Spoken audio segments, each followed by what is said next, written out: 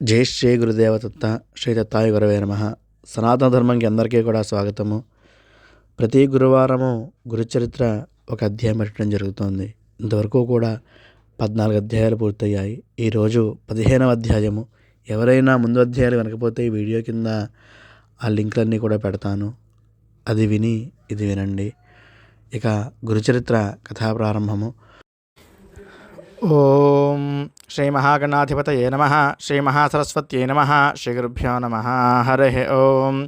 ఓం శుక్లాంబరధరం విష్ణుం శశివర్ణం చతుర్భుజం ప్రసన్నవదనం ధ్యాయేత్ సర్వవిఘ్నోపశాంతయే. అగజానన పద్మార్కం గజాననమహర్నిశం అనేకదం తం భక్తానాం ఏకదంతముపాస్మహే. వక్రతుండ మహాకాయ కోటిసూర్యసమప్రభా నిర్విఘ్నం కురు మే దేవ సర్వకార్యేషు సర్వదా. గురుబ్రహ్మా గురుర్విష్ణుః గురుర్దేవో మహేశ్వరः. గురుः సాక్షాత్ పరం బ్రహ్మ తస్మై శ్రీ గురవే నమః. నారాయణ సమారంభాం యాతశంకరమధ్యమాం అస్మదాచార్యపర్యంతాం వందే గురుపరంపరాం. మాలాం కుండేం చ డమరుం శూలం శంఖం సుదర్శనం దధానం భక్తవరదం దత్తాత్రేయం నమామ్యహం. దత్తాత్రేయ హరే కృష్ణ ఉన్మత్తానందదాయక దిగంబరమునే బాలపిశాచజ్ఞానసాగరా. కాశీకోల్హా మాహురే సహ్యకేషు స్నాత్వా జప్త్వా ప్రాశ్యతే చాన్వయన్యః. దత్తాత్రేయస్మరణాత్ స్మర్తృగామి త్యాగి భోగే దివ్యయోగి దయాళుః. ఓం శ్రీ గురుభ్యో నమః. హరి ఓం.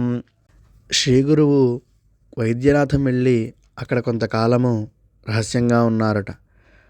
ఇలా చెప్పిన తర్వాత నామధారకుడు యోగి పొంగవుడని మహర్షి, ఆ సమయంలో శ్రీ గురువుతో పాటు శిష్యులు ఉన్నారు కదా, మరి వాళ్ళు ఎక్కడున్నారు, శ్రీగురుడు ఆ ప్రదేశంలో రహస్యంగా ఉండి ఏమి చేశారు అని అడిగారుట.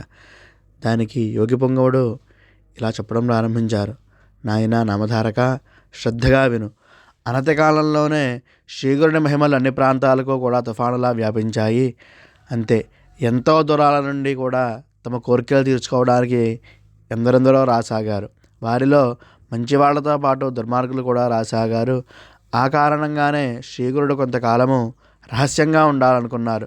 ఒకరోజు తనతో పాటు వచ్చిన గృహధర్మం పాటిస్తున్న శిష్యులతో ఉపనయన సంస్కారం వల్ల వేదాలు చదువుతూ భక్తితో గురువును సేవించుకోవాలి, దొరికిన భిక్షాన్నం గురువుకి సమర్పించి ఆయన ఇచ్చింది తింటూ విద్యావంతుడు కావాలి, ఆ తరువాత గురువు అనుమతితో వివాహం చేసుకొని గృహస్థాశ్రమ ధర్మాలను పాటించాలి, తనకు కలిగిన పుత్రుడు యుక్త వయస్సు వచ్చాక అతనికి అన్నీ సమర్పించి భార్యతో సహా అడవికి వెళ్ళాలి, తరువాత భార్య అనుమతితో సన్యాసం స్వీకరించాలి.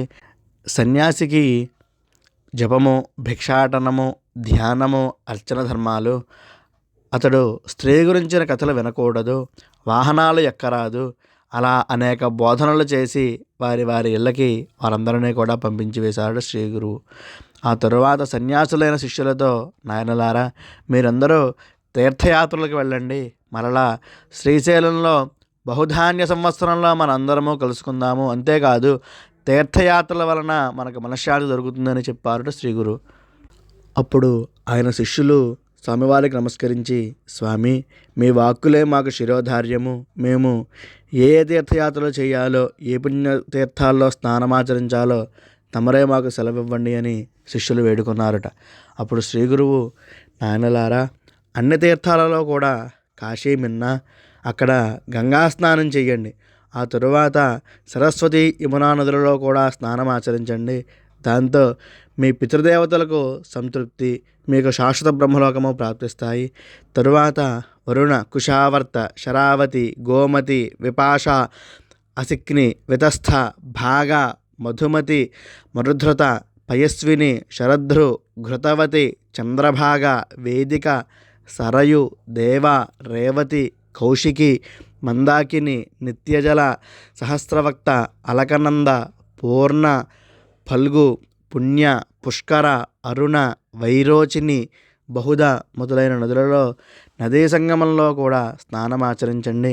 అలాగే కుంభకోణము, కన్యాకుమారి, మత్స్యతీర్థము, ధనుష్కోటి, కోల్హాపురము, కరవీరము, మహాబలేశ్వరము దర్శనం చేసుకోండి. అమరపురం దగ్గర కృష్ణవేణి పంచనదీ సంగమంలో 3 రోజులు స్నానం చేసి ఉపశమించండి. ఆ తరువాత పిఠాపురం దర్శించుకోండి. అక్కడ ఉన్న శ్రీ దత్తాత్రేయ స్వామి వారిని సేవించుకుంటే మీ సమస్త కోరికలు తీరతాయి. ఆ తరువాత శ్రీశైలము, అనంతరము శ్రీరంగము, రామేశ్వరము, పద్మనాభము, శేతబంధకము, కేదారము, నైమిషారణ్యము, మహాలయము, పురుషోత్తము, ప్రసాదతీర్థము, మాతృకేశము, కోకాముఖి, కోటిరుద్రము, కుబ్జతీర్థము, గోకర్ణము, చంద్రతీర్థము, శంఖకర్ణములలో స్నానమాచరించండి. మీరందరూ ఈ తీర్థాలు క్షేత్రాలు దర్శించండి అని శ్రీగురుడు వారి శిష్యుల్ని ఆజ్ఞాపించారుట. అప్పుడు వారందరూ ఆయనకు సాష్టాంగ నమస్కారం చేసి ఆశీస్సులు పొంది వారి నామాన్ని పఠిస్తూ బయలుదేరి వెళ్ళారు అని యోగిపుంగవుడు నామధారకుడికి చెప్పాడు. అప్పుడు యోగిపుంగవుడికి నామధారకుడు నమస్కరిస్తూ, మహర్షి, ఆనాడు శ్రీగురువుని ఆజ్ఞను అనుసరించి తీర్థయాత్రలకు పుణ్యక్షేత్రాలకు వెళ్ళిన శిష్యులు ఎవరో, తరువాత ఏమి జరిగింది అని అడిగాడట నామధారకుడు. ఇలా ఇంతటితో శ్రీ గురుచరిత్ర 15వ అధ్యాయం సమాప్తము. హరి ఓం దత్సదు.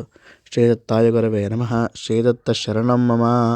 హరి ఓం దత్సదు.